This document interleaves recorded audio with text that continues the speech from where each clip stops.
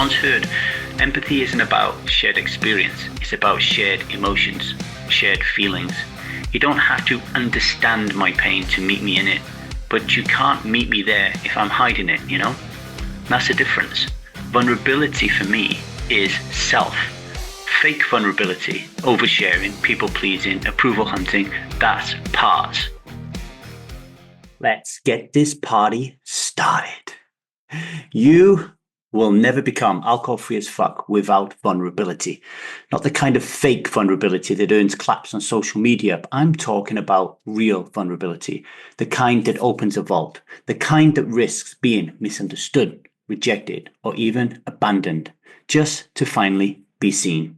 And today, we're going to talk about it.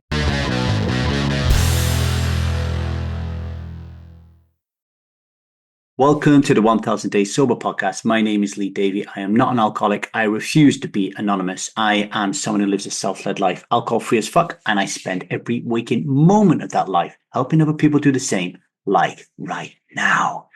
So I am in Budva in Montenegro. I'm currently working at the Triton Poker Super High Roller Series here, doing some TV production work. And you might hear that my voice is a little different. That's because I'm trying to be quieter to respect my neighbors in my apartment here.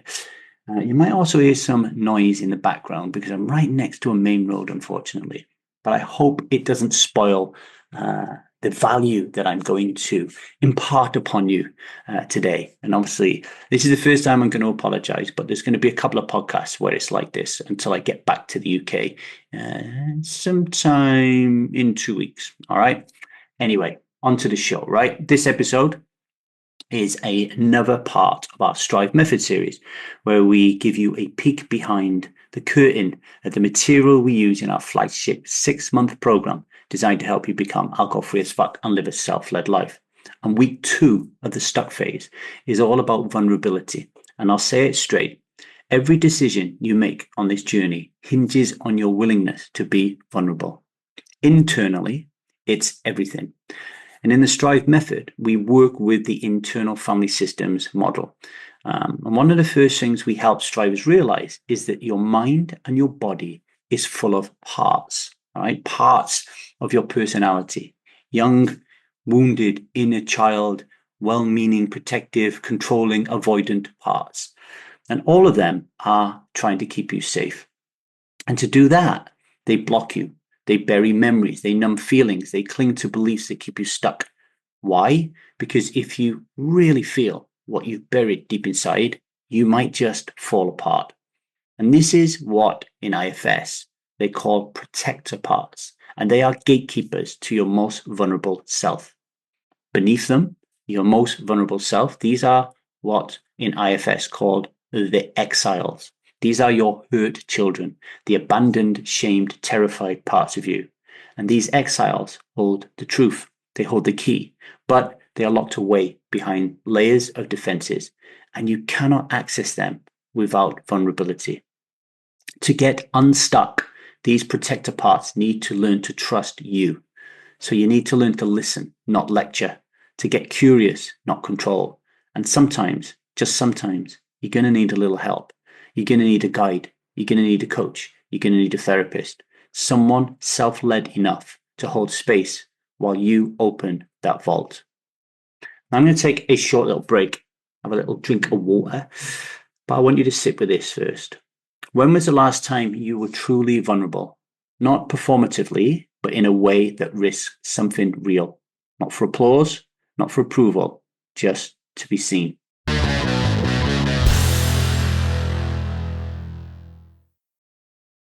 Welcome back to the 1000 Days Sober podcast. Before the break, we were talking about how vulnerability is the gateway to healing your internal system. But what about the external world? What about everything out there? Well, here's the truth that most people don't want to admit.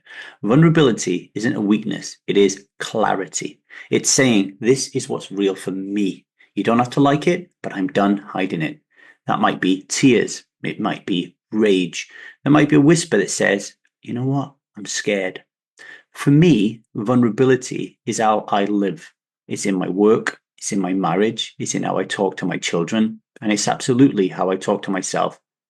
I once heard empathy isn't about shared experience, it's about shared emotions, shared feelings.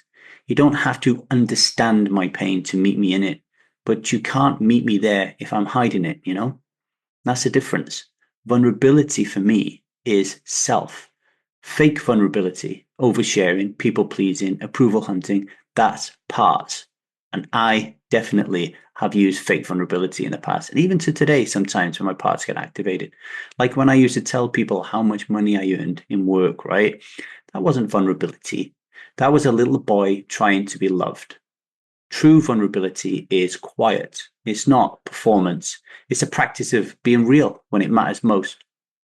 Recently, I watched the Vietnam documentary Turning Point on Netflix, and there is a Vietnam vet in there, the one that Crosby, Stills, and Nash wrote a song about. And he spoke publicly about the atrocities he committed while he was over there. Things that you would listen to and think he was some sort of psychopath.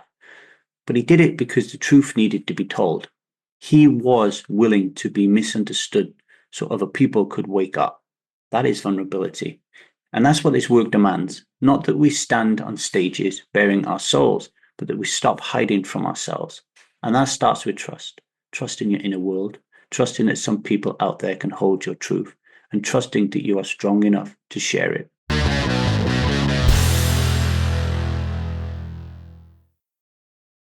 Today's daily vow.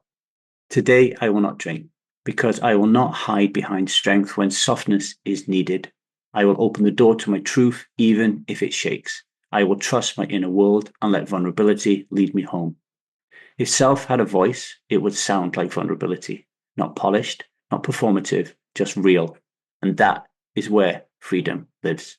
Some questions as you go about your day today that I want you to ponder. What does vulnerability actually look like for you? Not what you've been told it is, but what you feel it is. When was the last time you were vulnerable with yourself? And who do you trust enough to be vulnerable with? And if nobody, why? Please tag me, find me on social media at LeeDavyCoaching, or email me at thestrivemethod@gmail.com if you want to answer those questions and get a response from me.